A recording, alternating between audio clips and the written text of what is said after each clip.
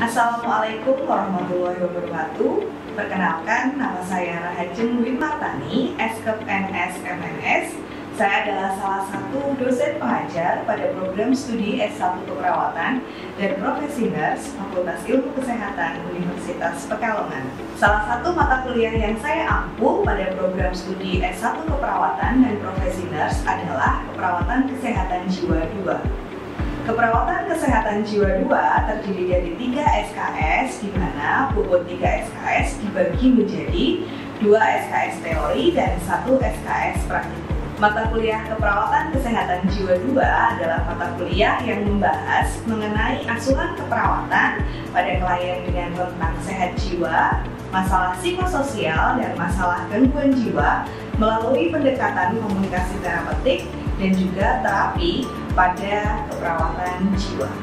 Mata kuliah pada Keperawatan Kesehatan Jiwa 2 memiliki beberapa materi yang dibahas, antara lain yang pertama adalah membahas mengenai asuhan keperawatan pada pasien dengan defisit perawatan diri, asuhan keperawatan pada pasien dengan harga diri rendah dan isolasi sosial, asuhan keperawatan pada pasien halusinasi dan waham, asuhan keperawatan pada pasien dengan perilaku kekerasan, dan asuhan keperawatan pada pasien dengan resiko bunuh diri. Setelah mengikuti perkuliahan ini, diharapkan mahasiswa berkompeten dalam memberikan asuhan keperawatan pada klien secara komprehensif dan profesional dengan memperhatikan aspek legal etis. Sistem pembelajaran yang dilakukan pada Keperawatan Kesehatan Jiwa 2 adalah sistem pembelajaran active learning, di mana active learning memfokuskan pembelajaran pada mahasiswa menggunakan metode pembelajaran berupa ceramah, diskusi, simulasi, dan praktek lapangan. Selama perkuliahan berlangsung, saya dan mahasiswa memiliki banyak waktu untuk berinteraksi, terutama ketika menggunakan proses pembelajaran menggunakan metode simulasi dan juga praktek lapangan. Salah satu inovasi yang saya lakukan adalah memberikan kesempatan mahasiswa untuk melakukan direct contact challenge, yaitu kontak langsung dengan ODGJ atau orang dengan gangguan jiwa. Diharapkan dengan inovasi ini, mahasiswa mampu membangun empatinya terhadap orang dengan gangguan jiwa, sehingga mahasiswa mampu berinteraksi untuk membangun komunikasi terapeutik dengan orang dengan gangguan jiwa. Sistem penilaian yang digunakan pada Keperawatan Kesehatan Jiwa 2 ini terdiri dari beberapa unsur penilaian, yaitu unsur kehadiran sejumlah 10%, soft skill 10%, penugasan 30%, ujian tengah semester 25%, dan ujian akhir semester 25%. Berikut adalah cuplikan kegiatan pembelajaran praktikum pada mata kuliah Keperawatan Kesehatan Jiwa 2 pada materi asuhan keperawatan pada pasien dengan perilaku kekerasan. Terima kasih. Wassalamualaikum warahmatullahi wabarakatuh. Bismillahirrahmanirrahim. Assalamualaikum warahmatullahi wabarakatuh. Waalaikumsalam warahmatullahi wabarakatuh. Apa kabar teman-teman semuanya? Baik. Alhamdulillah baik. Baik teman-teman, sesuai dengan RPS yang sudah saya berikan, pada hari ini kita akan melakukan praktikum ya untuk mengetahui asuhan keperawatan pada pasien dengan perilaku kekerasan. Minggu lalu kita sudah melalui teori tentang pengertian, kemudian definisi, tentang respon, dan tanda dan gejala pada pasien dengan perilaku kekerasan. Masih ingat ya semuanya? Masih. Nah, saat ini kita akan melangkah kepada praktikum yang akan membahas bagaimana sih nanti teman-teman ketika ada di klinik menghadapi pasien dengan perilaku kekerasan. Ya, kemudian untuk pertemuan kali ini akan saya alokasikan 170 menit, namun kita hanya akan melakukan praktikum selama 30 menit.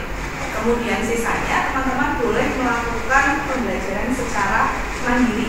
Jadi nanti selesai kita praktikum, silakan teman-teman mencoba sendiri pada masing-masing pasangan dari teman-teman. Setuju ya? Setuju. Oke, baik. Bisa kita mulai? Bisa. Sebelum kita mulai, saya mau absen dulu ya teman-teman. Kehadiran teman-teman di kelas ini. Semester kelima kelas A ya. Kelompok 1. Baik. Yang saya absen silahkan mengajukan jari.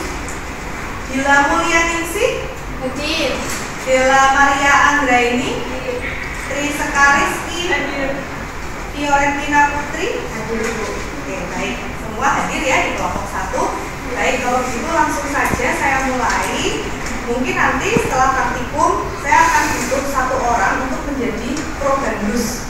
Kita akan coba langsung bagaimana caranya strategi pelaksanaan pada pasien dengan perilaku ingat kemarin dalam mengkaji pada pasien dengan perilaku kekerasan ada 4 hal ya yang perlu kita kaji ya. Yang pertama adalah kita harus mengkaji yang namanya agitasi motorik ya. Ada yang ingat tidak agitasi motorik ini? Kita mengkaji aspek apa saja? Nah, kalau teman-teman tidak ingat, agitasi motorik ini adalah pengkajian di mana teman-teman melihat aktivitas motorik yang diperlihatkan oleh pasien. Ya, biasanya pasien-pasien dengan perilaku kekerasan, tanda dan gejala yang dimunculkan salah satunya adalah tangannya menggenggam kuat ya, betul sekali. Kemudian matanya melotot, kemudian merah ya, kadang ada yang sampai berkeringat dingin ya. Hati-hati kalau teman-teman sudah mulai melihat tanda dan gejala tersebut pada pasien, berarti pasien tersebut sudah terindikasi resiko perilaku kekerasan ya. Kemudian yang kedua kita kaji juga tentang afek ya. Nah, afek di sini ada beberapa jenis ya teman-teman. Ada afek tutul, ada afek datar, dan ada afek labil ya. Kemudian yang ketiga kita kaji juga respon verbal dari pasien. Kalau tadi motoriknya yang dilihat, sekarang verbalnya. Biasanya pasien yang akan menunjukkan perilaku kekerasan tanda dan gejalanya adalah melontarkan kata-kata yang kasar ya. Kata-kata kasar itu seperti apa? Teman-teman nanti silahkan melihat kemudian menginterpretasikan ya seperti apa kata-kata verbal kasar yang menjadi tanda dan gejala perilaku kekerasan ya. Kemudian yang terakhir adalah teman-teman lihat kesadaran ya, level kesadaran. Ini sudah kita bahas ya kemarin di teori. Nah, jika pengkajian di 4 hal ini sudah menunjukkan gejala yang positif menuju perilaku kekerasan, maka setelah pengkajian teman-teman dapat melakukan yang namanya penegakan diagnosis. Ya, diagnosis yang ditegakkan apa? Ya sudah pasti perilaku kekerasan. Nah, jadi semua diagnosa keperawatan jiwa itu selalu diawali dengan membina hubungan saling percaya atau biasa kita singkat dengan BHSP. Ya, bina hubungan saling percaya. Untuk apa sih kita harus membina hubungan saling percaya? Harapannya klien akan percaya dengan orang yang akan merawat. Kalau klien sudah percaya sama perawatnya, maka tindakan keperawatan yang akan dilakukan akan mudah. Ya. Kemudian di SP pertama itu ada BHSP dan pelatihan nafas dalam. Nah, nafas dalam teman-teman sudah pernah ya diajarkan pada mata kuliah apa? Keperawatan dasar ya. Bagaimana cara melakukan nafas dalam? Tarik nafas dari hidung atau inhale ya. Kemudian ditahan selama berapa hitungan? 3 hitungan ya. Kemudian dilepas ya. Kemudian ada SP yang kedua. SP yang kedua adalah mengalihkan marah melalui kegiatan fisik ya. Tapi kegiatan fisik yang dimaksud di sini bukan berantem ya teman-teman. Kegiatan fisik yang dimaksud adalah kegiatan fisik berupa mengalihkan marah lewat pukul tegang. Ya, sebetulnya tidak hanya bantal. Pada intinya adalah mengalihkan marah secara fisik kepada benda-benda yang tidak mudah melukai. Ya, teman-teman di sini bisa lihat ada bantal, ada bed. Ya, boleh dialihkan marahnya lewat bantal, kemudian lewat sus. Ya, kemudian yang ketiga adalah cara pengalihan marah lewat verbal. Ya, jadi pasien kita ajarkan untuk bagaimana sih memverbalkan marah, menyampaikan kepada orang lain bahwa dia sedang marah, dia akan marah, sehingga orang tersebut ya lawan bicaranya tidak akan melanjutkan percakapan atau menjauh dari orang tersebut. Ya, ini adalah lewat verbal. Kemudian yang keempat adalah lewat spiritual. Ya, jadi pasien-pasien dengan perilaku kekerasan kita arahkan untuk meningkatkan spiritualitasnya. Kemudian yang terakhir adalah pengalihan marah lewat obat. Ya, jadi ini adalah 5 SP untuk perilaku kekerasan. Yang pertama adalah membina hubungan yang dilanjutkan dengan kemudian fisik melalui kemudian yang keempat baik, karena teman-teman sudah pernah dilatih nafas dalam ya ketika keperawatan dasar, maka kita akan coba SP yang kedua, yaitu SP pengalihan perilaku kekerasan melalui pukul tangan. Ya, nah kita langsung praktek, tapi sebelumnya saya mau tanya, sudah jelas apa yang tadi saya sampaikan atau ada yang mau ditanyakan? Itu sih bertanya. Baik, silahkan. Perkenalkan, nama saya Dila Mulyaningsi, izin bertanya. Tadi Ibu sempat menjelaskan tentang ada aspek datar, tumpul, dan labilan. Saya mau bertanya tentang perbedaan antara aspek datar dan tumpul itu apa? Oke, terima kasih Mbak Dila pertanyaannya, bagus sekali ya, sudah menyimak dari awal. Saya akan menjelaskan mengenai afek tadi ya, bahwa ada perbedaan antara afek labil, afek datar, dan afek tumpul. Ya, afek datar adalah suatu perilaku di mana pasien memiliki ekspresi yang datar. Ya, baik ketika dia mengalami yang namanya kesedihan, kebahagiaan, ya, jadi afeknya sama, ekspresinya sama, datar. Ya, namun kalau afek tumpul ini adalah suatu afek atau ekspresi yang ditunjukkan oleh pasien ketika dia menerima rangsangan tertentu. Ya, jadi kalau tidak dirangsang secara fisik, dia akan datar. Namun, ketika misalnya dia dicubit, ya, atau dia dipukul, dia akan menunjukkan ekspresi marah, kaget. Nah, itu namanya afek tumpul, afek yang perlu dipertajam. Ya, jelas ya perbedaan afek tumpul dan datar, Mbak Dila? Terima kasih. Ada pertanyaan yang lain? Silakan. Ya. Sebelumnya izin bertanya, perkenalkan nama saya Rizky. Di sini saya mau bertanya, bagaimana cara membuat jadwal harian? Oke, baik. Tadi saya sampaikan ya, pada strategi pelaksanaan pasien perlu dibuat jadwal harian. Tujuannya apa sih dibuat jadwal harian ini? Agar pasien rutin melakukan latihan-latihan yang sudah kita berikan. Ya, nah cara untuk membuat jadwal harian ini teman-teman perlu tahu dan pahami bahwa membuat jadwal harian ini teman-teman harus membuat beberapa kolom untuk nanti ditinggal di pasien, kemudian diisi sesuai dengan frekuensi waktu pasien ini melakukan latihan. Ya, jadi saya berikan contoh formulir untuk jadwal harian. Nah, jadwal harian ini dimulai dari yang pertama adalah nama pasien. Ya. Kemudian yang kedua adalah ruang rawat. Ya, nanti ini bisa diisi sesuai dengan nama pasien dan ruangan yang ditempati. Kemudian teman-teman buat beberapa kolom.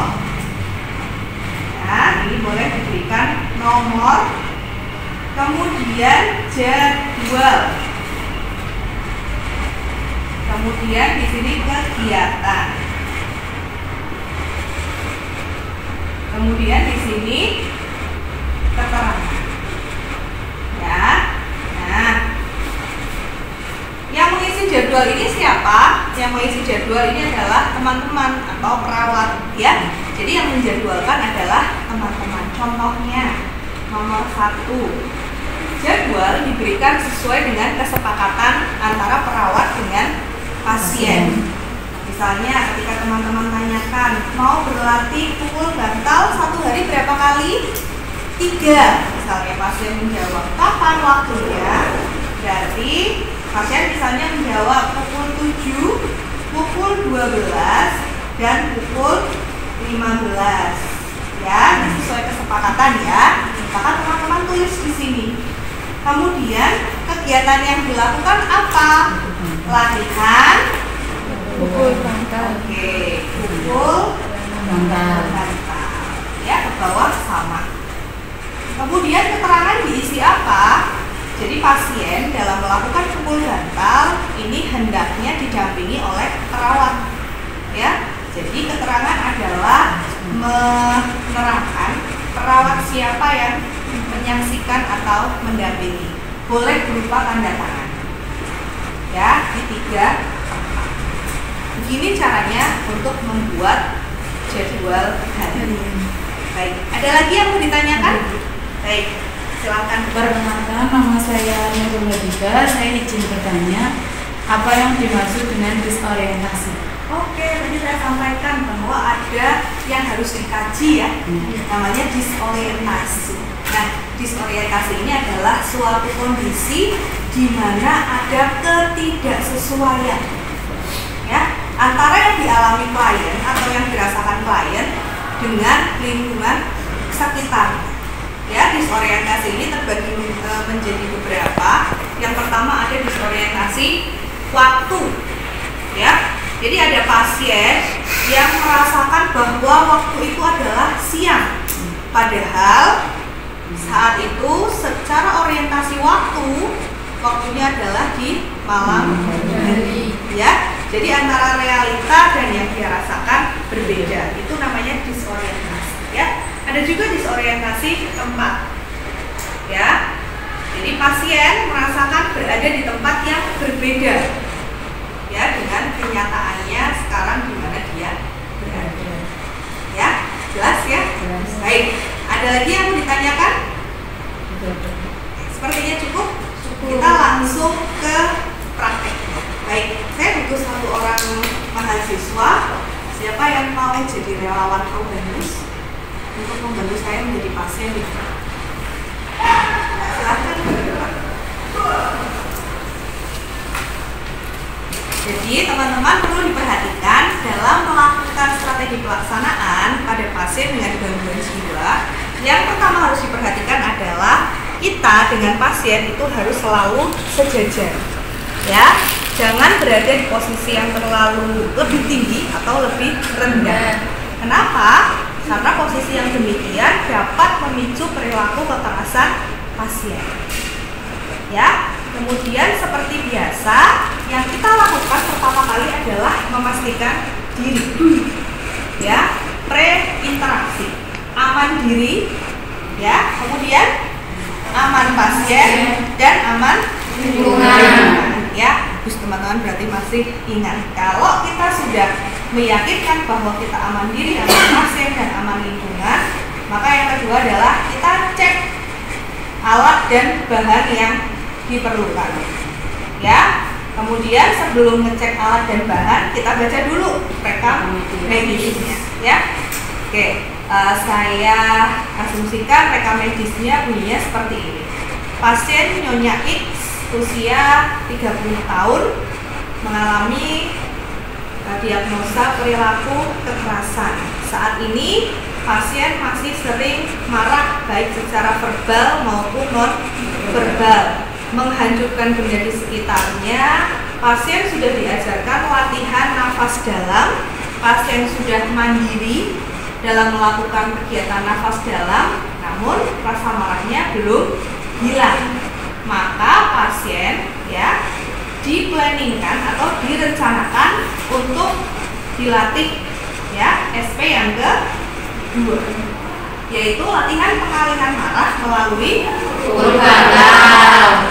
Maka alat dan bahan yang teman-teman harus siapkan atau sediakan adalah yang pertama bantal atau benda-benda yang sekiranya tidak melukai pasien dan empuk gitu ya. Jadi tangan pasien tidak terluka. Nah, kemudian teman-teman pastikan pasiennya sudah siap ya. Lalu kita datang orientasi ke pasien ya. Saya adalah perawat Ajeng yang akan melakukan latihan fisik pukul bantal kepada Nyonya X. Baik, kita mulai orientasi kepada pasien ya. Selamat pagi Ibu X. Apa kabar? Teman-teman perhatikan ya. Pasiennya diam, kemudian diorientasi secara verbal, pasien tidak menjawab. Maka teman-teman boleh melakukan gerakan-gerakan verbal ya, seperti menyentuh pasien dengan gentle. Ya, contohnya begini. Ibu, boleh duduk yang dekat? Nggak apa-apa. Lupa ya sama saya. Lupa. Perkenalkan, nama saya perawat Ajeng. Masih ingat? Saya yang kemarin kesini loh Bu. Tadi pagi Ibu sarapan sama saya kan? Nah, pasien sudah mulai menunjukkan adanya kontak mata ya. Maka kalau pasien sudah mulai menunjukkan adanya kontak mata, lanjut ya. Nah Ibu, hari ini saya kesini sesuai dengan kontrak kita kemarin ya. Kemarin kan kita sudah terjadwal untuk melatih mengalihkan marah Ibu menggunakan bantal. Masih ingat? Masih. Kenapa diem aja? Gak apa-apa loh Bu, kalau Ibu mau cerita atau kalau Ibu mau mengungkapkan sesuatu kepada saya ya. Boleh saya minta waktunya 5 menit saja? Boleh ya? Oke, Ibu mau latihan pukul bantal di ruangan atau di luar? Oke, di sini saja ya. Pasien sudah mulai mau diajak berkomunikasi, tapi tetap berhati-hati ya, karena pasien dengan perilaku kekerasan dapat muncul tanda dan gejalanya sewaktu ya. Tetap jaga jarak dan kontak mata juga jangan terlalu ya. Pasien harus ditanyakan nyaman di kamar atau dilakukan di luar ruangan. Selagi itu masih terjangkau, maka teman-teman ikuti kemauan dari pasien ya. Baik Ibu, nanti 5 menit ke depan kita akan belajar ya bagaimana caranya memukul bantal yang benar untuk mengalihkan rasa marah Ibu ya. Ibu masih suka ada rasa marah? Oh, masih sering ada rasa marah. Kapan rasa marah itu datang? Tiap hari. Kira-kira kalau melihat apa marahnya datang? Nggak tahu. Oke, pasiennya malas. Maka teman-teman boleh mengambil opsi. Yang pertama adalah melanjutkan interaksi atau menghentikan interaksi. Tawarkan ke pasien ya. Ibu, kalau sekarang Ibu lagi malas berkegiatan, kita mau lanjut atau mau disudahi saja? Oke, lanjut ya. Nah, Ibu nanti boleh perhatikan saya, kemudian nanti seperti biasa saya masukkan ke jadwal harian ya Bu ya, agar Ibu bisa berlatih di pagi, siang, dan sore hari ya. Jadi ketika rasa marah itu tadi datang yang tiba-tiba dan Ibu nggak tahu sebabnya kenapa, Ibu sudah berlatih nafas dalam, tapi ternyata nggak hilang ya Bu ya. Oke, Ibu boleh loh ambil bantal atau pakai kasur tempat Ibu tidur. Kemudian Ibu boleh menyalurkan rasa marah Ibu ke bantal tersebut. Caranya gimana? Bantalnya boleh dipangku. Ya, bantalnya dipangku. Kemudian boleh saya pinjam tangannya. Nah, tangan yang satunya mana?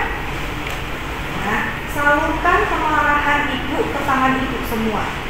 Tarik nafas, matanya ditutup, salurkan kemarahannya ke tangan. Sudah? Nah, tangannya dibuka.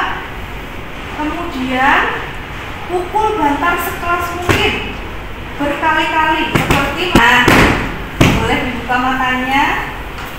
Gimana rasanya Bu? Sudah mulai berkurang? Sudah? Oke, itu boleh Ibu lakukan beberapa kali ya. Kayaknya marahnya belum hilang ya Bu ya. Oke, udah mau senyum sekarang ya. Oke, kita coba lagi ya. Oke, nanti pukul bantalnya lebih keras lagi ya, agar marahnya bisa hilang. Tutup matanya, kemudian tarik nafas, salurkan kemarahannya ke tangan. Buka tangannya, kemudian dibalik, pukul bantal sekeras mungkin. Oke, sudah cukup. Gimana rasanya? Wah, mukanya udah nggak tegang nih. Udah enakan ya Bu ya? Gimana perasaannya setelah pukul bantal 2 kali? Udah mulai senyum nih, udah banyak ketawanya. Udah hilang ya marahnya? Oke, baik. Ibu, kalau Ibu merasa marahnya dapat hilang dengan pukul bantal tadi, boleh dulu melakukan pukul bantal. Jadi Ibu bagus sekali dalam melakukan pukul bantal. Ya, nanti di jadwal mau saya buat sehari berapa kali latihannya? 3 kali, seperti kemarin ya. Pagi jam 7, siang jam 12, dan sore jam 15 ya. Baik, saya buatkan jadwal hariannya, nanti disimpan. Kemudian seperti biasa, kalau mau latihan boleh panggil saya atau perawat yang lainnya ya. Perasaannya gimana sekarang? Lebih plong? Oke, baik. Baik Ibu, kita sudahi dulu ya, karena ini sudah 5 menit. Ibu boleh kembali beraktivitas dengan teman-teman yang lain, tapi jangan lupa kita punya jadwal harian. Jam berapa saja tadi? 7, kemudian 12, kemudian 3 sore ya. Baik Ibu, saya kembali dulu ke ruang perawat. Nanti kalau ada apa-apa boleh panggil saya ya.